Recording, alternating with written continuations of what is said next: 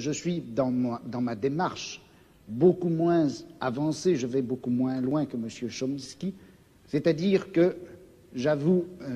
n'être pas capable de définir,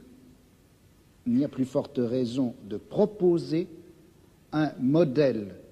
de fonctionnement social idéal pour notre société scientifique ou technologique. En revanche, une des tâches qui me paraît urgente, immédiate,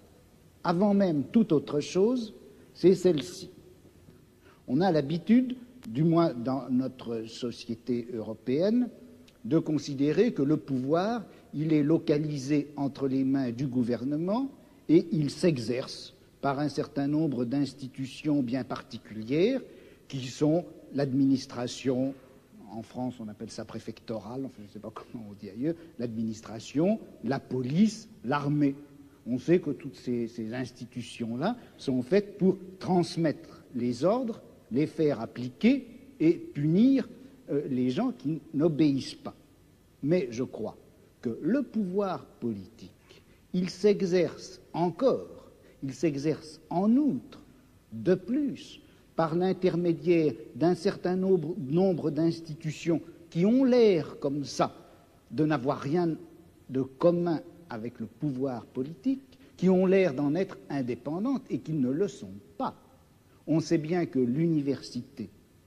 d'une façon générale, tout le système scolaire, qui en apparence est fait simplement pour distribuer le savoir, on sait que cet appareil scolaire est fait pour maintenir au pouvoir une certaine classe sociale et exclure des instruments du pouvoir toute une autre classe sociale. Quelque chose comme la psychiatrie, qui en apparence aussi n'est destinée qu'au bien de l'humanité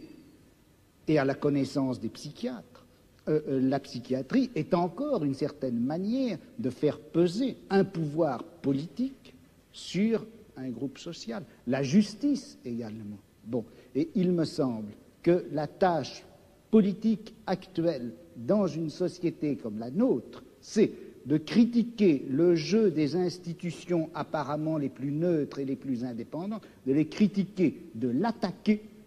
de telle manière que la violence politique qui s'exerçait obscurément en eux surgisse et pour qu'on puisse lutter contre elle. À vouloir tout de suite, enfin si on cherche tout de suite à donner le profil et la formule de la société future sans avoir bien fait la critique de tous les rapports de violence politique qui s'exercent dans notre société, on risque de les laisser se reconstituer, même à travers des formes aussi nobles, apparemment aussi pures que celles du syndicalisme anarchiste. Yes,